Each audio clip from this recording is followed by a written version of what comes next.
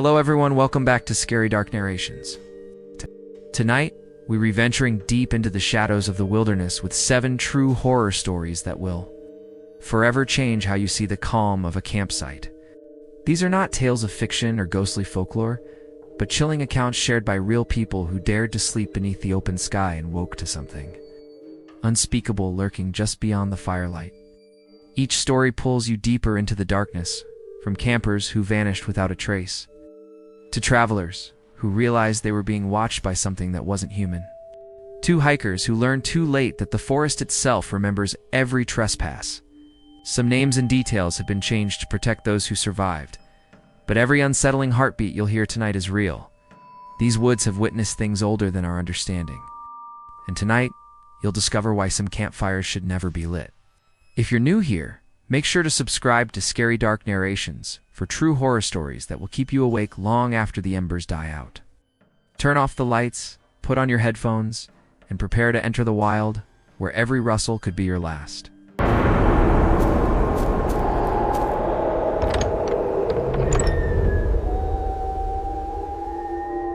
The wind scraped across my tent like skeletal fingers. The fire popped and cracked in front of me, throwing orange light across the empty clearing. For 2 days, I hadn't seen another soul, no hikers, no voices, not even a bird daring to cross the silence of the Alaskan wild. I was just outside Fairbanks, near the White Mountains, where the world feels half forgotten. I came here to clear my head, to find quiet, but the quiet was starting to feel like it was watching me. It was just past noon when he appeared. No footsteps, no sound. 1 second, I was chewing jerky by the fire. Add the next, a man stood at the edge of my campsite. My heart jumped into my throat. He looked normal enough: backpack, gloves, even that kind of calm half-smile most hikers have when they ask for directions. Still, something about him felt off, like the air around him didn't belong. He asked if I knew where the cabin was. I told him there were some old public shelters scattered along nearby trails, usually half-collapsed or moldy from neglect. I hadn't been to any personally, but I had noticed a narrow trail cutting off into the woods nearby. I pointed toward it, explaining that it probably led to one of those shelters. He nodded once to slow and thanked me before disappearing between the trees. I didn't hear him leave either. That silence lingered long after he was gone. I tried to shake it off, told myself I was just uneasy because I'd been alone too long. At nightfall, I'd mostly convinced myself. I sat by the fire again, watching the endless twilight settle over the forest. Up here, the sun never really sets, it just bleeds orange into gray. The trees turned black against the dim sky, and everything felt suspended, like time had stopped breathing. That's when I saw him again. A dark silhouette emerged from between the trees, walking straight toward my camp. The same man. My stomach sank. His expression hadn't changed, still calm but blank, like someone trying to remember what being human looked like. He said he couldn't find the shelter. His voice was low and flat, almost robotic. I told him maybe there wasn't one after all, but he insisted he'd seen it before years ago. Said he just couldn't find the right path. Then he asked if I could walk him there. Said he didn't have a tent, and the cold nights up here could kill a man. His tone softened, guilt-tripping me like I'd be a monster for saying no. Against every instinct screaming inside me, I agreed. The trail wasn't tea-fart in minutes at most, Stan. I didn't want that look he gave me burned into my conscience. I threw my bag over my shoulders and grabbed my flashlight. The forest swallowed us both. We walked in silence. His boots barely made a sound. Every so often, I glanced back at him. His eyes never left me, not the ground, not the trees, me. When we finally reached the path, I felt a wave of relief. I pointed my light down it, and there it was, a shape in the distance. The cabin. It leaned crooked among the trees, a faint silhouette of rotted wood and darkness. "It there," I said, trying to sound casual. "You couldn't have missed that." He didn't move. His voice was quiet when he finally spoke. "That's not the right one." The hair rose on the back of my neck. I turned my light on. His expression hadn't changed, but something about his eyes did. I could feel him studying me, like he was trying to decide something. We walked closer anyway, my nerves unraveling with every step. The cabin looked worse, up close broken windows, a door hanging by one hinge, and a smell like wet decay. I could feel the damp cold seeping from inside, heavier than the air around it. Then silence. I turned back to speak, but he wasn't beside me anymore. He stood 10 feet away, staring. His hand was outstretched. The knife glinted in the faint light. "Go inside," he said. I froze. "What are you?" "Go inside." His voice was dead, hollow, final. Every instinct in me screamed to run, but my legs wouldn't move. The forest around us had gone utterly still. No wind, no sound, just the knife. And his eyes. Then silence swallowed everything. My body moved before my mind did. I dropped my bag and bolted into the dark, branches clawing at my face, boots slipping in the moss. I waited for the sound of pursuit, of heavy steps behind me, but none came. Just my ragged breathing and the thunder of blood in my ears. When I finally looked back, he was still standing where I'd left him, perfectly still, knife in hand, watching. I ducked behind a fallen log and stayed there for what felt like forever. 30 minutes, maybe more. My lungs burned from cold air and fear. Every rustle made me flinch. I told myself I'd wait until I was sure he was gone, then circle back for my things. My phone, my keys, everything was in that bag. When I finally crept back toward the cabin, the clearing was empty. The man was gone. My bag was gone too. The cabin loomed silent and hollow, its doorway yawning black. I felt something pulling me toward it, curiosity, dread, I couldn't tell. Then I saw movement, not inside the cabin, but behind it, a flicker, like a shadow stepping out of sight. I turned and ran again, deeper into the forest, forcing myself not to look back this time. The woods thinned, and I saw a faint orange glow ahead. My campsite, my fire. It shouldn't still be burning. I'd left it hours ago. When I stepped closer, my stomach dropped. My bag sat right there beside the flames, propped neatly against a log, untouched. I froze, staring. The night was silent except for the soft crackle of the fire. I should have left. I knew I should have left. I took one step closer, and that's when he appeared. He stepped out from behind the fire, the orange light painting his face in waves of shadow. Calm, unbothered. He tossed another stick into the flames and sat down like he belonged there. Then he started humming. A low, tuneless sound that made my skin crawl. I didn't wait. I turned and ran. I didn't stop until the trees broke into open air and the dirt met the asphalt of the mountain road. It took me hours to find a car, to convince someone to stop. When the police went back with me the next morning, everything was gone: my tent, the fire pit, even the stones. Like the forest itself had swallowed the evidence. The rangers told me that the cabin I'd seen was part of a discontinued shelter system, abandoned for over 20 years. No one maintained it anymore. No one should have been there. For weeks, I couldn't sleep. I'd see that man's blank stare every time I closed my eyes. Hear that humming and the static between my thoughts. Sometimes I wonder, what would have happened if I'd gone inside that cabin? What if he'd wanted me to see something that still waits in those woods? Sometimes, when the world goes quiet at night, I swear I still hear it. That low hum. It's the faint sound of footsteps just beyond the firelight. Would you dare return to this place?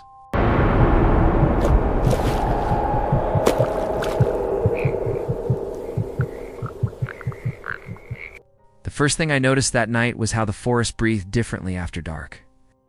The wind didn't just move through the trees, it whispered. Ethan and I had camped in these Maine woods countless times, but something about this trip felt heavier. The air was thick, almost wet with silence. The scent of pine and smoke mingled as we sat by the fire, our beer cans glinting under the fading sunlight.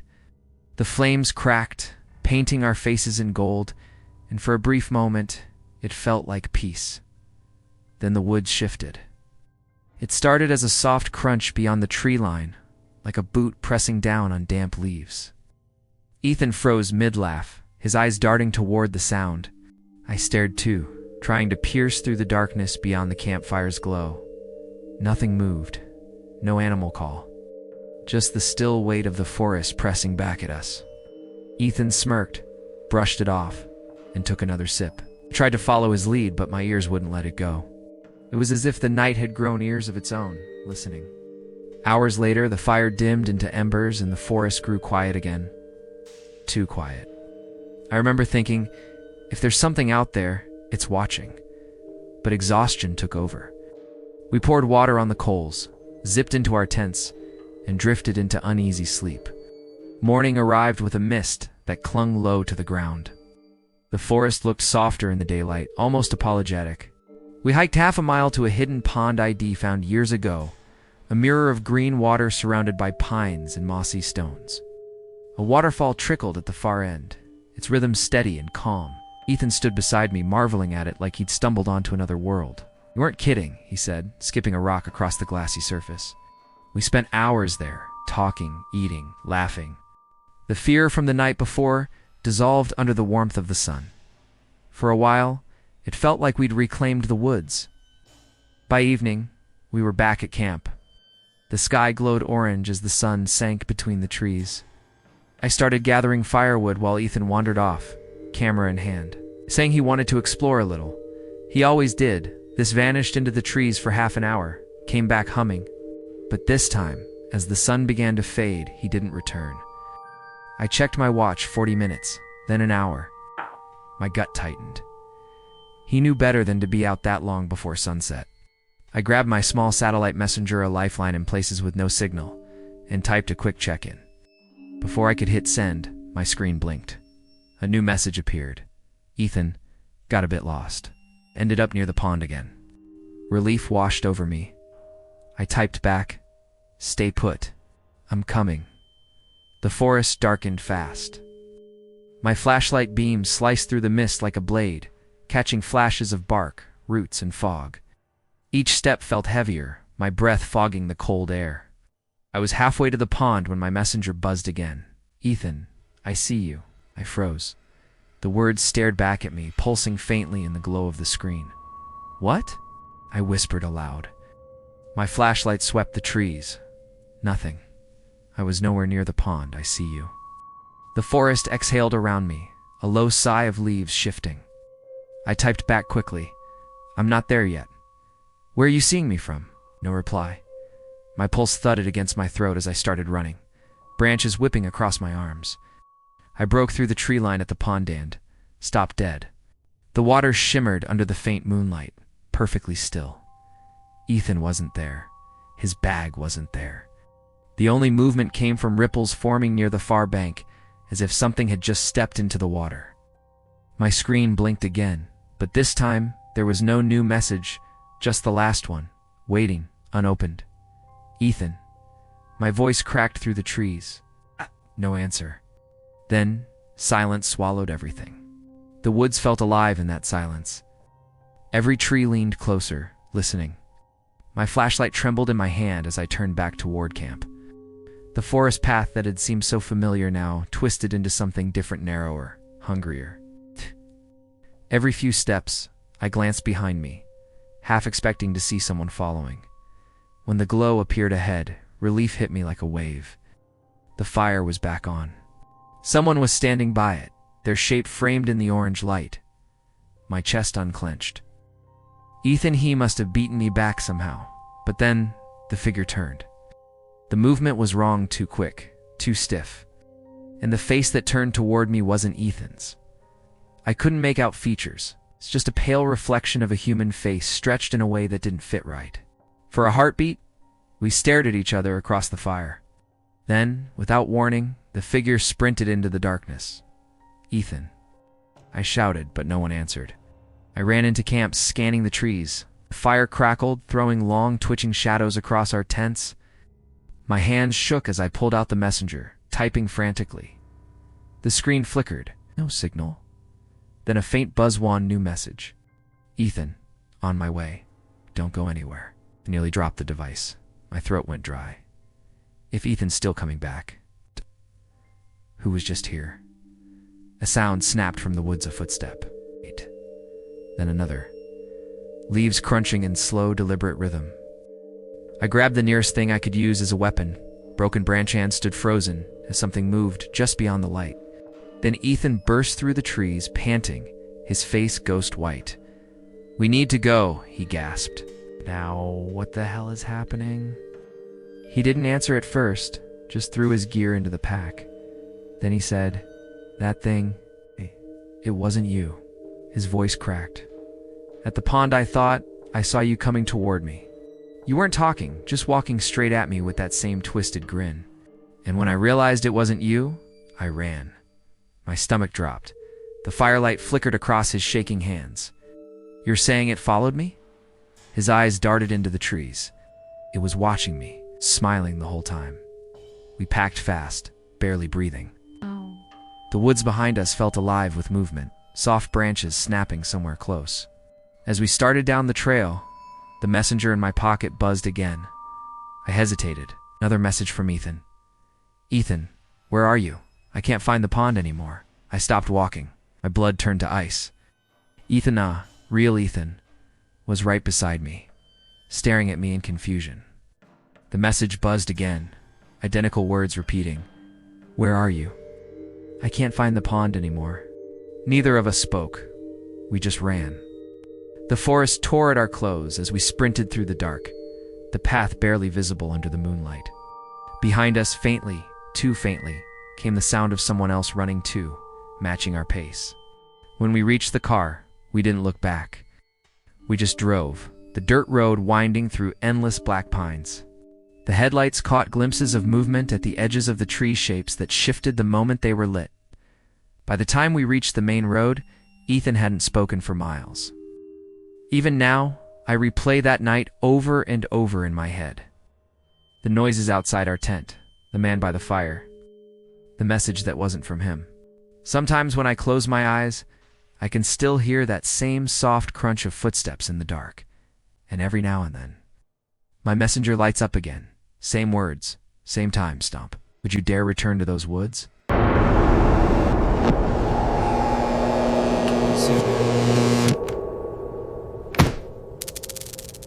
I remember that night in 2016 like it's carved into my bones. The air was sharp, still carrying the scent of summer pine. And the sky above the woods looked heavy, like it was holding its breath. I'd driven out there just to clear my head, to sit with nothing but the fire in my thoughts for a weekend. I'd done it plenty of times before. The same dirt road, the same narrow path swallowed by trees. But that night, something about it felt too quiet, even before anything happened. Like the forest knew I didn't belong there. My backpack was half empty, just the essentials, a small cooking set, my knife, a flashlight, some snacks. The trail stretched flat and endless, lined with the kind of trees that blot out the sky if you look up too long. I parked near the edge of the woods and started walking, the crunch of gravel fading into damp earth. 2 hours later, I reached the small clearing I always used. No one ever came out here. No footprints, no broken branches. Just the smell of soil and the distant hiss of wind moving through leaves. By the time I set up camp, the sun was bleeding out behind the trees, painting everything orange. The fire cracked alive, and for a while the world felt normal. Birds chattering, insects droning. I chewed some trail mix, leaned back, and just listened. But as the light drained away, that symphony of forest life collapsed into silence. It was sudden, like someone had hit mute on the world. I sat up, listened. Nothing. Then faintly from somewhere deep in the trees came music. It wasn't a radio or someone's phone. It sounded like an old record player. The melody was warped and slow, the kind of classical song you'd hear in a black and white film. I stood, staring into the dark. Maybe it was another camper. But no one ever came out here. Still, I told myself it had to be something normal. A speaker. Maybe. A prank. I tried to ignore it, but the song kept playing. Over and over. Never changing. Never skipping. It's just that same haunting melody spilling through the trees like smoke. 30 minutes passed. The fire popped beside me, but the sound felt distant, drowned out by that relentless music. My nerves started to fray. I finally grabbed my flashlight, deciding I'd walk just far enough to see where it was coming from. The beam cut through the dark, revealing nothing but trunks and tangled branches. Every few steps, the song grew louder, clearer, no voices, no campfire glow, just that eerie tune repeating like it was waiting for someone to find it.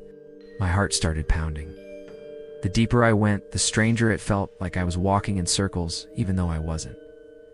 The air was thick, heavy, pressing against my chest. And then I saw it. The music wasn't coming from a person. It was coming from a speaker.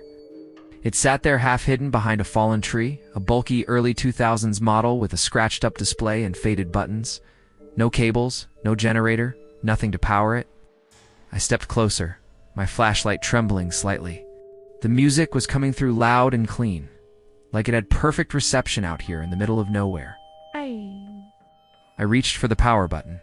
My thumb hovered for a second, then clicked it off. The forest swallowed the sound instantly. The silence that followed was suffocating. My breathing sounded too loud. I swept the light around. No tents, no footprints, no gear, just emptiness. I tried to make sense of it. Maybe someone left it here. Maybe it had a timer. Maybe there was a logical reason. But deep down, I knew there wasn't. The whole thing felt wrong, like I'd just interrupted something I shouldn't have. I turned back toward camp, walking faster than I wanted to admit. Every step felt watched. When I saw the faint glow of my fire through the trees again, I exhaled hard, like I'd surfaced from underwater. But something felt off. I couldn't place it at first, that small, crawling sense that the forest wasn't done with me yet. I sat down, stared at the fire, and tried to convince myself I was fine. But then I noticed some of my gear was missing. My knife, my pepper spray, my matches, even my cooking utensils. Gone. I checked every pocket, every corner of my pack. Nothing. My pulse spiked. Someone had been here, and silence swallowed everything. The stillness pressed against my skin. I could hear the blood in my ears, my heartbeat pounding like it was trying to escape. Then, the music came back. It's that same classical tune, drifting faintly through the trees, but this time it was closer. Much closer. I froze. My first thought was to grab what I could and run. My hands fumbled through the bag, shoving things inside, every muscle twitching at the sound. It was getting louder, as if whoever or whatever had turned that speaker back on was walking toward me. I snatched the flashlight and started down the trail, the beam bouncing wildly with each breath. The melody followed, echoing through the woods, surrounding me from every direction. 15 minutes later, the music began to fade. My lungs burned. The dark ahead felt safer than the sound behind. I slowed down, tried to steady my breathing. The forest was dead quiet again. No wind, no bugs, no sound, but my steps on the dirt trail. That's when I saw it. Something was lying across the path ahead, small shapes catching the dim light. I crept closer, and my stomach dropped. It was my stuff. My knife, my pepper spray, utensils, even the matches, all laid out in a perfect line, centered on the path like someone had arranged them for display. Not dropped, not scattered. Arranged. I stood there, frozen, light trembling in my hand. What kind of person does that? What were they trying to say? I felt a tremor crawl down my spine as I scanned the tree line. Nothing, no movement, just the cold weight of being watched. I crouched, debating whether to grab the knife first, and that's when I heard it. Footsteps. Fast. Heavy. Rushing up behind me. I spun around, the flashlight slicing through blackness, but there was nothing. Just the echo of something that had already moved past. The woods swallowed it up again like it never existed. Panic hit hard. I didn't think. I ran harder than I ever had before. Branches tore at my arms, roots tried to trip me, but I kept going, my lungs screaming for air. Every few seconds I thought I could hear that music again, distant, fading, then close again like it was chasing me. The melody stretched and warped with each step, like the forest itself was playing it back wrong. My vision tunneled, and my legs ached, but I couldn't stop. Not when it felt like the shadows themselves were moving. Finally, the trees thinned, and I saw the faint reflection of my car's headlights through the brush.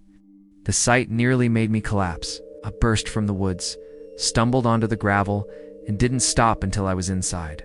Doors locked, hands shaking on the steering wheel. The world outside was pitch black. No sound, no movement. For a long minute, I just sat there, catching my breath. Then, a faint hum. I looked up. The speaker, that same speaker, was sitting at the edge of the tree line, half visible in my headlights. The LCD flickered. Then, through the cracked grille, the song started playing again, that same old classical tune, faint but deliberate, like it knew I was watching. My headlights dimmed for a moment, flickering in sync with the rhythm. I shifted the car into drive. My fingers were ice cold, trembling so hard they barely obeyed me. I pressed the gas, tires spitting gravel, the forest shrinking behind me. The music faded, swallowed by distance, but the silence that followed didn't feel like safety. It felt like a pause.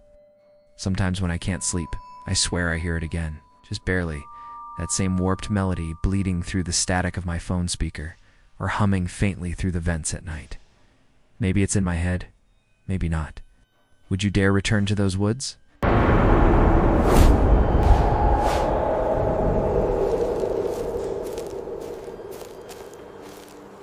The forest felt alive that summer, not with birds or breeze, but with something heavier, like the air itself was holding its breath. I'd been hiking since morning, the crunch of pine needles beneath my boots the only sound for miles. When I first heard about the old fire lookouts you could rent, I imagined peace, isolation, freedom. I didn't expect the silence to feel wrong. My buddy had warned me these towers were ancient, some untouched since the 50s. That only made me want it more. The one I booked barely had any photos online, just a blurry black and white shot showing a small wooden cabin perched on a mountaintop. That mystery pulled me in. I started the hike at 9 a.m., sun slicing through dense cedar, my pack biting into my shoulders. The trail wasn't too much of a trail anymore. Roots and moss had swallowed most of it. 5 hours in, I finally caught sight of the lookout in the distance. It looked smaller than I'd imagined, sitting crookedly on short stilts, like it was trying to lift itself away from the earth, but gave up halfway. By the time I reached it, my legs were shaking. The tower creaked under my boots as I climbed the 20 or so steps to the wraparound deck. The view hit me first, endless forest rolling to the horizon, sky burning orange. The air smelled like sap and rusted nails. Inside, the place was stripped bare. No furniture, no signs of maintenance, just aged planks and the whisper of wind through the cracks. Still, I dropped my bag and smiled. It wasn't comfort I wanted, it was solitude. After dinner, I sat on the ledge, watching dusk swallow the forest. No sound but the wind and the occasional bird. When night fell, I laid my sleeping bag on the floor and listened to the wood creak beneath me. Around 30 minutes later, a sound rose through the quiet, faint footsteps climbing the stairs. My body went rigid. There shouldn't have been anyone within 10 miles. The steps grew louder, closer, deliberate. No lock. The handle turned. The handle turned. A man appeared in the doorway, his face lit faintly by moonlight. Mid-40s, long blonde hair, eyes bright but empty. Great place to stay a few nights, isn't it? He said, smiling like we'd met before. My throat tightened. I told him I'd rented it for 3 nights. He nodded, stepping closer. Actually, I was hoping to stay here tonight. Something in the way he said it made my stomach twist. He wasn't carrying any gear. No bag, no lantern, nothing. I lied, told him a friend was on his way up and we couldn't share. The grin slipped from his face. He just stared, then nodded and turned to leave. The boards groaned under his feet as he descended, until the sound vanished into the trees. But I couldn't stop staring after him. Who hikes this far with nothing? Why here? I barely slept that night, waiting for the faintest sound outside. When morning came, I tried to shake it off, convincing myself he was just a lost hiker. But when I stepped down the stairs, I froze. A piece of paper was pinned to the railing. One word written in messy pencil, "Sorry," followed by a smiley face. He'd come back while I was sleeping. I spent the day pretending to relax, but my eyes never left the tree line. No signs of him, no voices, just the wind brushing against the tower. By nightfall, the forest looked like a black ocean stretching below. I lit my lantern and sat near the window, the only warm glow in miles. Around midnight, I went outside to relieve myself, the air cold and dry. I stood just at the edge of the trees, lantern flickering, and something moved. A shape slipped between trunks, low and quick. I froze. "Hello?" My voice sounded too loud. Silence answered. Every instinct screamed at me to run. I bolted up the stairs, slamming the door even though it wouldn't lock. My pulse wouldn't slow. Every window showed the reflection of my lantern and the endless dark beyond. If someone was out there, they could see me perfectly. I packed my bag, just in case. Every 30 seconds, I'd check the window again. Still nothing. Then I looked one more time. There he was, standing at the bottom of the stairs, motionless, head tilted, staring up. The same man. Then, silence swallowed everything. My breath hitched. He didn't move, just stood there, like waiting for something. I couldn't see his eyes, but I felt them lock on me. The forest around him didn't stir. No wind, no sound. He finally took a few steps back, then turned and vanished into the dark. My body stayed frozen for minutes. Every nerve screamed to run, but fear glued me to the floor. When I could finally move, I killed the lantern, plunging the lookout into pitch black. I waited, listening.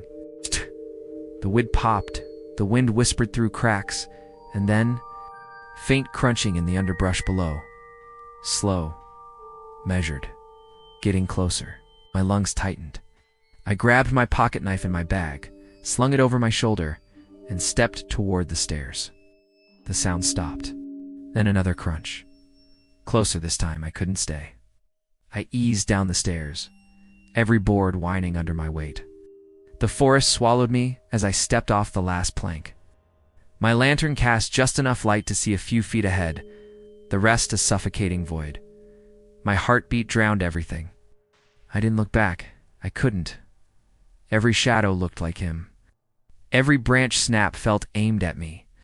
The trail barely existed, twisting between roots and jagged rocks. After 15 minutes, I dared to glance over my shoulder. Nothing, just darkness pressing in.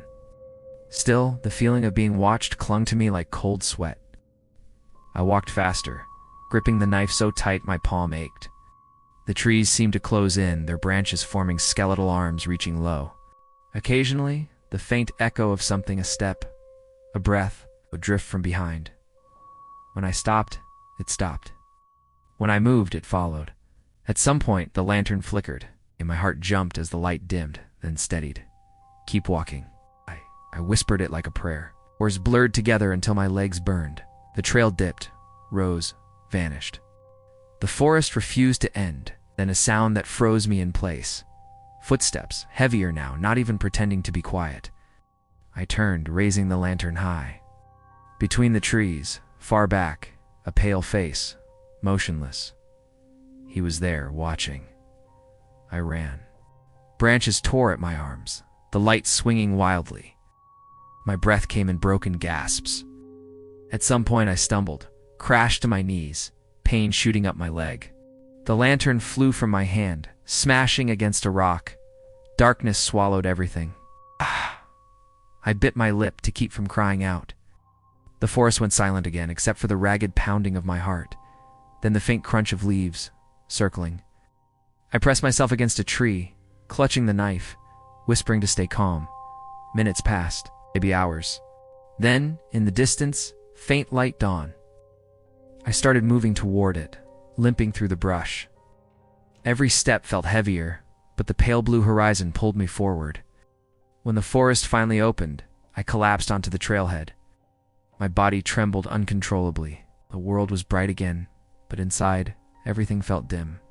I don't remember much of the descent, only that the trees finally thinned and my car came into view like a lifeline. I locked the doors, turned the ignition, and just sat there for what felt like hours. My hands wouldn't stop shaking. I kept replaying the night, his face, that smile, the note. He knew I'd booked it for 3 nights, came back over and over, waiting, watching.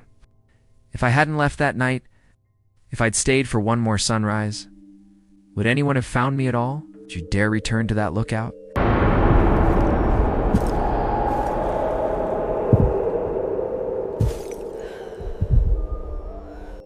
The first thing that hit me was the smell of pine and rain-soaked dirt, that nostalgic scent I hadn't felt in years. It was mid-2018, and I had driven down to Vermont to visit my parents. I was 23 then, restless, a little lost after college, and hoping that the quiet of the Appalachians might clear my head. My parents' cabin sat just beyond the tree line, where the mountains started to breathe mist. For a while, it felt like home again, until I remembered the place I had always wanted to explore, the abandoned lodge hidden deep in the forest. I'd first read about it on a forum dedicated to urban exploration. Someone posted a rough map and a single grainy photo, a collapsed roof, dark timber, and what looked like antlers nailed above a broken doorframe. They said it used to be a ski lodge before being shut down decades ago after something happened there. Nobody ever said what. I hadn't thought about it for years, but that week, the image returned to me like an itch I had to scratch. So on a gray Monday morning, I packed my gear, filled my thermos, and drove out toward the unmarked trail. The road narrowed into gravel, then into nothing. I parked by a ditch and stared at the wall of trees swallowing the entrance. The trail was overgrown. Tall weeds tangled around my boots, branches clawing at my jacket, but I kept pushing forward. 2 hours later, I reached it. The lodge looked smaller than I expected, more like a carcass of something that once breathed. Its roof had caved in on itself, and the wood was veined with black mold. Thick vines wrapped around the windows as if nature had tried to keep something locked inside. The door was hanging open. I lifted my flashlight and stepped closer. The air changed as soon as I crossed the threshold, colder, damp, heavy with the stench of rot and wet ash. My boots sank into the debris. A long hallway stretched ahead, cluttered with collapsed beams and shattered glass. At the far end, a single closed door stood untouched, too clean compared to everything else. For a moment, I thought I heard movement behind it, just a soft shuffle. But when I turned my light, the sound stopped. I told myself it was the wind, or maybe a raccoon, and backed out. The place wasn't safe anyway. As the sun dipped lower, the forest began to hum with insects. I cleared a spot about 200 feet from the lodge and set up my tent. The campfire crackled to life, its glow painting the trees in trembling orange light. I tried to relax, to enjoy the peace, but the darkness felt thicker here.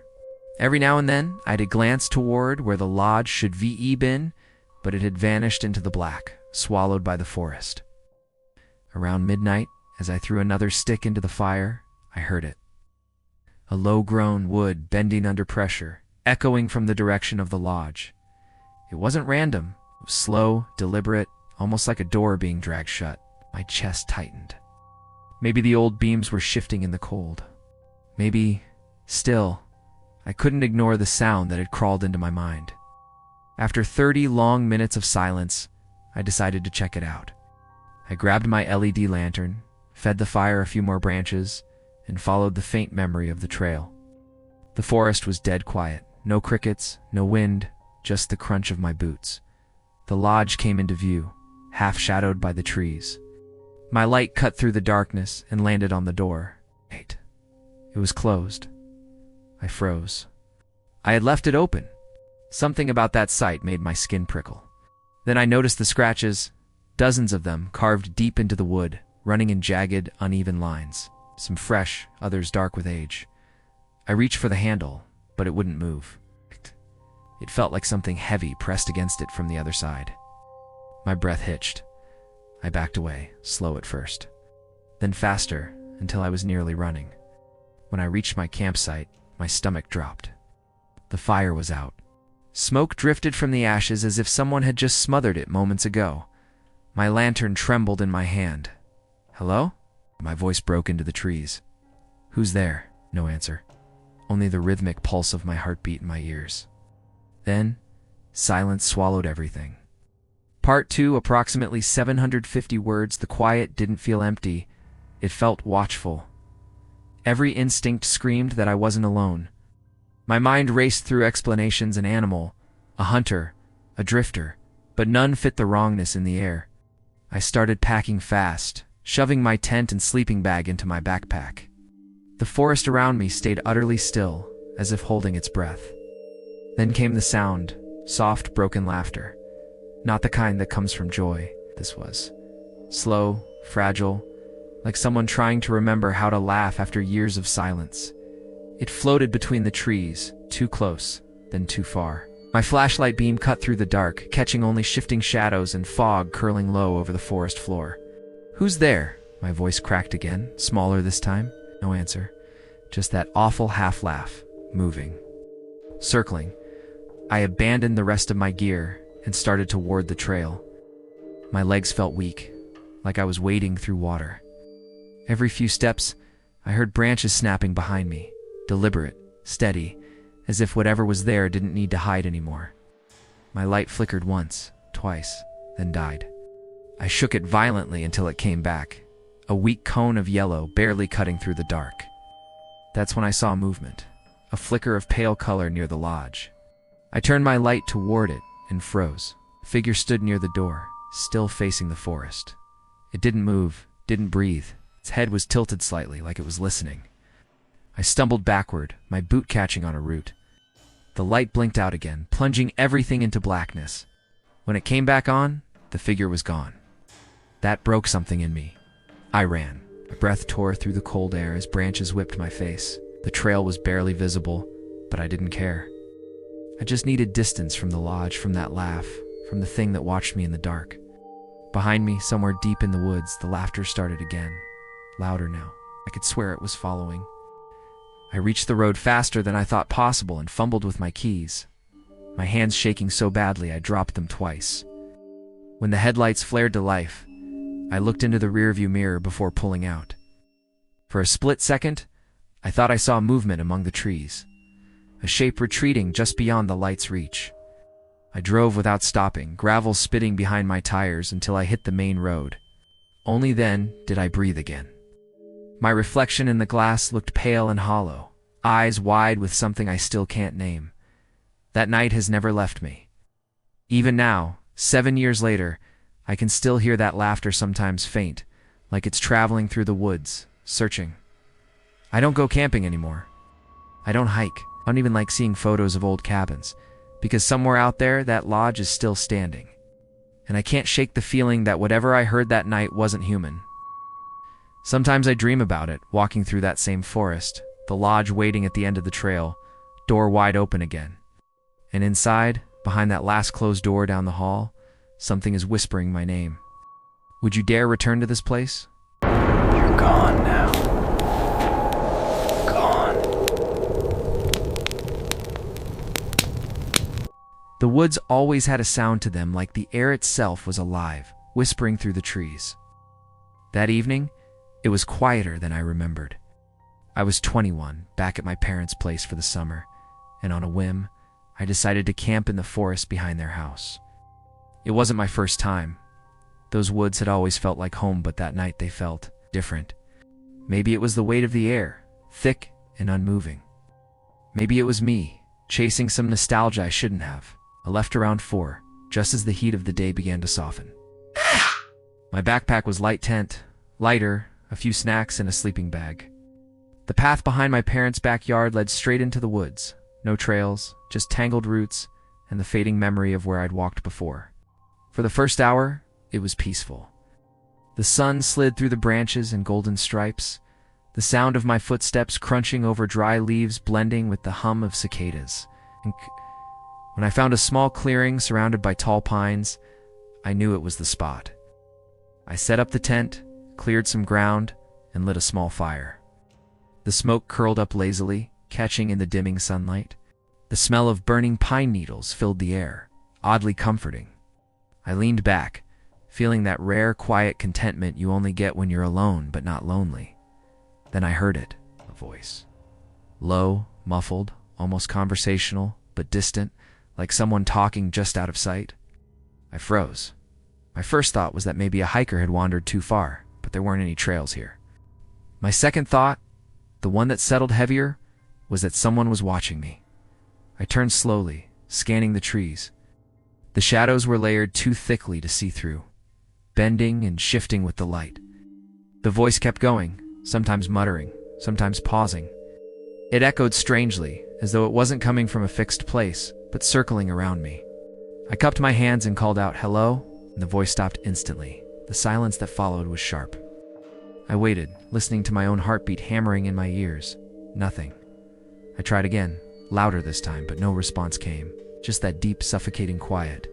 It was enough to make my skin crawl. I decided to move. There was no reason to stay where someone might be lurking. I packed up my gear as quickly as I could, the sunlight thinning by the minute. The walk deeper into the woods felt longer this time. My boots sank into the soft soil, the air cooler now, heavier. After maybe 15 minutes, I stopped in another patch of trees, not a clearing this time, just a tight space between trunks. By the time I pitched the tent again, the forest was dark. Completely, my only light came from the small campfire I coaxed to life. The glow spread across the bark in my hands, warm and flickering. I told myself I was safe. I'd camped here before. I knew these woods. I tried to relax, roasting a marshmallow over the flames. The sugar bubbled and browned, and the scent made the place feel almost normal again. It was quiet early, but I clung to that calm, forcing myself to enjoy the warmth and the rhythm of the fire. Hours passed. The fire began to fade to embers, and I leaned back in my chair, watching sparks drift into the dark. Then came the sound, soft at first. Leaves crunching behind me. I froze. It wasn't an animal. Too heavy. Too deliberate. I turned my head toward the sound, my eyes straining. The firelight only reached a few feet out. Everything else a wall of black. The noise stopped. "Hello, Bay," I called, barely above a whisper. Nothing. And then movement from the opposite side of the camp. A man stepped into the glow. He moved casually, like this was the most normal thing in the world. Hands open, face half lit by firelight. "Didn't mean to scare you," he said with a crooked smile, his voice steady, almost friendly. He sat down beside the fire as if he'd been invited, his palms hovering near the flames. Can I help you?" I asked, my throat dry. No, that was all. Just no, he didn't look at me, didn't explain. The fire popped between us, and the silence after was unbearable. I could hear the blood rushing in my ears. I tried to steady my breathing, to think. Finally I asked, "Were you the one talking earlier? Near my other campsite?" His face didn't move for a moment, then slowly it changed. Smile fell flat, his voice now empty. Must have been someone else. Something in me locked up. The air felt colder. My gut twisted. Before I could say anything else, a twig snapped behind me again from that same spot I'd heard before. I turned sharply. The man beside the fire didn't move. Then, silence swallowed everything.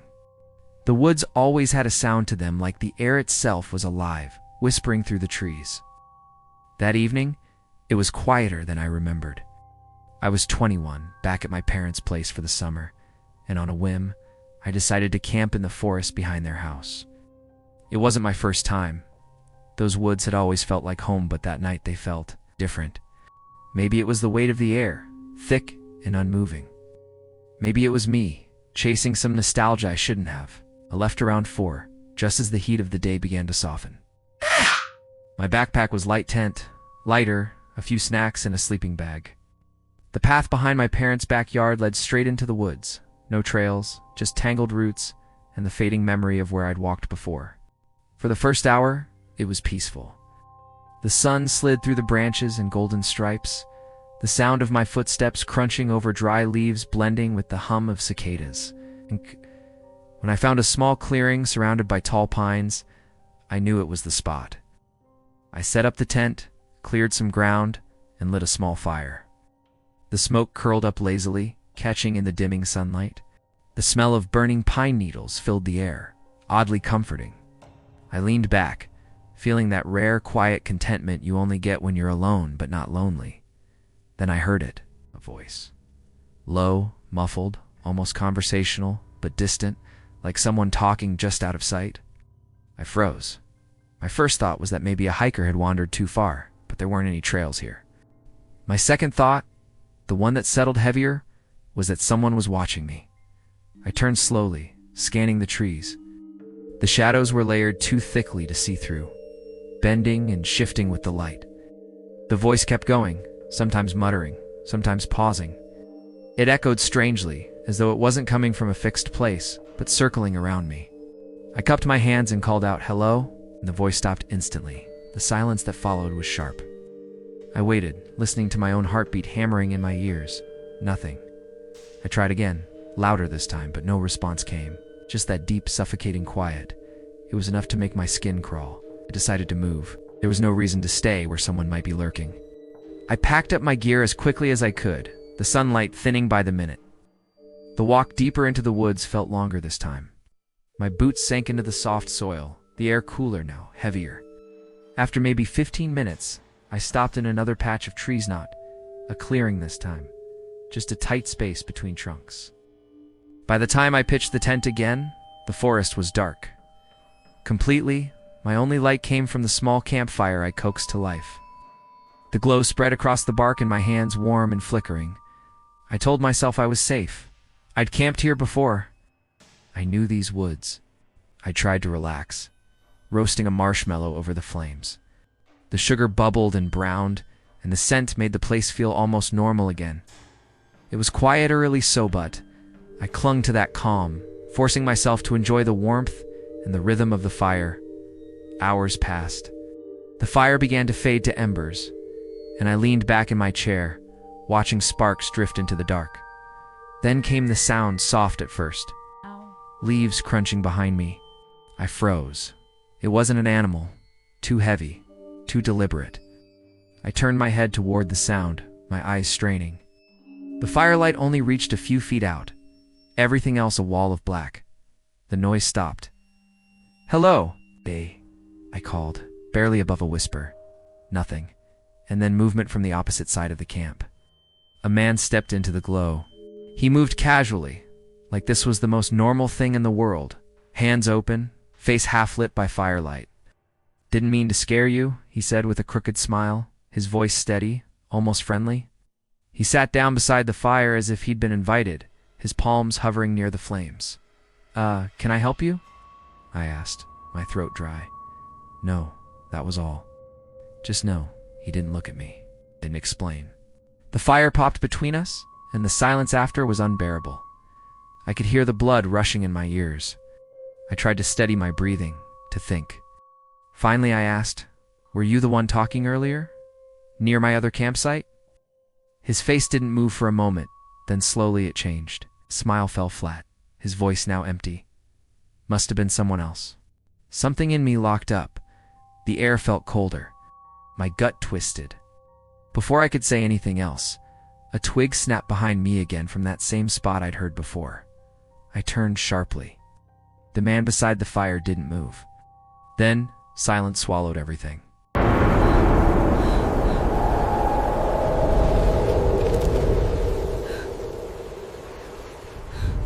The air up there tasted thin, sharp, and metallic, like I was breathing through a cold blade. I'd been hiking for nearly 6 hours toward a small overlook just outside Glacier National Park. It wasn't an official trail, which made it better somehow. Quieter, lonelier, the kind of place where your own footsteps start to sound like someone else's. By the time I reached the top, the sun had already begun to dip behind the jagged spines of the mountains, turning the sky into a smear of dying orange. I remember thinking how peaceful it was, too peaceful. I dropped my backpack beside one of the old stone circles used for campfires. The clearing stretched wide and open, a patch of frozen grass surrounded by the dark, whispering wall of trees. Just ahead, a sheer cliff dropped off into the valley, where endless rows of pines stood like silent soldiers. From that height, you could almost see the edges of Glacier National Park itself. The wind was the only sound, soft, steady, and hollow. I sat down at the cliff's edge, letting my legs dangle over the drop, and watched the sun melt behind the peaks. The cold bit through my jacket, but I didn't care. For a while, I forgot I was alone. The silence had a rhythm-wind breath, heartbeat. But when I turned to head back to my camp, that rhythm broke. Someone was standing there. A man, half hidden among the trees. No movement, no sound, just standing, watching. I froze. The distance between us couldn't have been more than 20 feet. His shape was clear enough against the twilight, but his face was swallowed by the shadows. And then without a word, he turned and walked away. No flashlight, no backpack, just vanished into the forest, like he'd been waiting for me. For a few seconds, I couldn't move. My brain tried to reason it out. Another hiker, maybe. But who hikes up here at dusk, without gear? The trail was empty all day. No footprints except mine. The unease gnawed at me as I walked back toward camp, trying to shake it off. My fire pit was still there, my tent undisturbed, the air calm. I told myself he'd gone another way, maybe to a different spot down the ridge. I lit the fire, the crackle and warmth instantly easing the tension. The flames painted the trees orange and black, flickering like the heartbeat of the forest. I cooked a small meal and sat back in my camping chair, watching the embers rise into the night. The forest had a strange stillness, like it was listening. Time passed. The moon climbed. Around 11, I heard its footsteps. Soft at first, then heavier. Leaves crushed, twigs snapping in rhythm, not the shuffle of an animal, but a deliberate stride. Human. I leaned forward, eyes straining into the black beyond the firelight. "Hey, I called out! Who's there?" The footsteps stopped. I waited. The fire popped once, breaking the silence. Hey. Then slowly, the steps started again, same direction, same pace. Whoever it was didn't answer. The sound faded deeper into the woods, leaving me alone with the crackle of the fire and the wind scraping across the cliff. I tried to laugh it off, but my chest felt tight. Maybe it was an animal, I told myself. Maybe the cold was making me hear things. But the footsteps had been too measured, too human. An hour passed. I couldn't sleep. Every creak of the trees made me flinch. Every whisper of the wind sounded like someone's breath. I sat staring into the fire until my eyes burned. Finally, needing air, I stood and walked back toward the overlook. The stars were hidden behind a gauze of thin clouds, but the moonlight spilled just enough silver to reveal the valley below. The wind had died. A fire's glow flickered faintly behind me. For the first time that night, the world felt completely still. Then, a snap. The sound came from behind, a cluster of branches breaking all at once, too close to be random. I turned fast, my heart hammering, and saw him again. The man from earlier, emerging from the trees. This time he didn't turn away. Then, silence swallowed everything. He stepped out of the brush, his face finally visible under the pale wash of moonlight. His smile didn't reach his eyes. It was stretched, stiff like a mask someone forgot to take off. "Hey," I shouted, trying to sound steady. "Who are you?" He didn't answer. Just started walking toward me, slow at first, then faster. His voice cut through the air, low and wrong. "You shouldn't be here." I stumbled back toward the cliff, keeping my distance, but he mirrored every step. His eyes locked on mine, unblinking, his grin twisting wider. The words he muttered were nonsense, jumbled fragments of sentences, like he was arguing with someone who wasn't there. "Stop!" I yelled again, but he didn't. The way he moved felt off, like his joints bent too late, lagging behind his body. My instinct screamed to run, yet something in his eyes rooted me like he wanted me to see something before he acted. Then he lunged. Hands shot forward, fingers clawing for my jacket. Dodged, barely keeping my footing near the edge. The gravel beneath my boots slipped. He pushed again, harder this time. His strength didn't match his thin frame. He was desperate, animal-like. I shoved him back, adrenaline surging, shouting at him to stop. The look that crossed his face wasn't anger, it was grief. Pure, broken grief. He lunged once more, but I sidestepped, throwing my weight into him. He fell hard, rolling into the dirt a few feet from the drop. For a second, I thought it was over. Bore. But when he looked up, his smile returned, this time smeared with blood from a cut across his cheek. He started laughing, soft at first, then louder. It wasn't human laughter. It was hollow, like the sound of air through an empty pipe. I grabbed my flashlight and pointed it at him, but the beam flickered, dimmed, and went out completely. The laughter echoed until it blended with the wind. Then nothing. He was gone.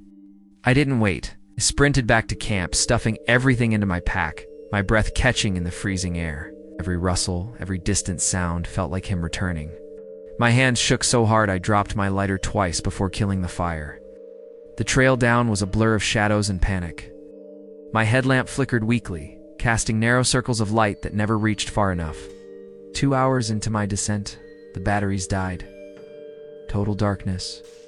The forest swallowed me whole.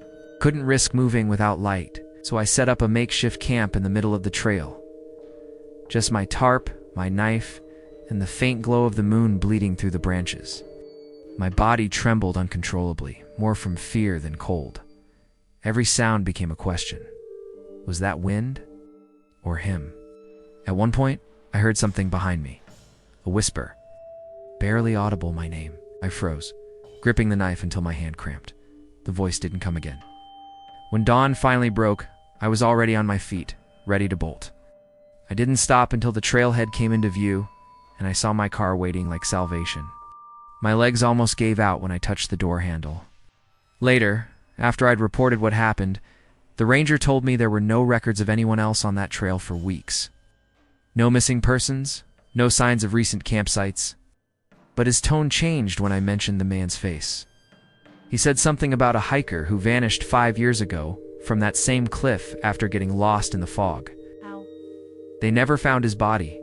I don't know if I believe in ghosts, but I can still see that smile too wide, too human to be real. Sometimes when the wind howls outside my apartment window, it carries a sound that chills my spine. Laugh thin and distant, triding the air like it's still echoing off that cliff. Would you dare return to this place?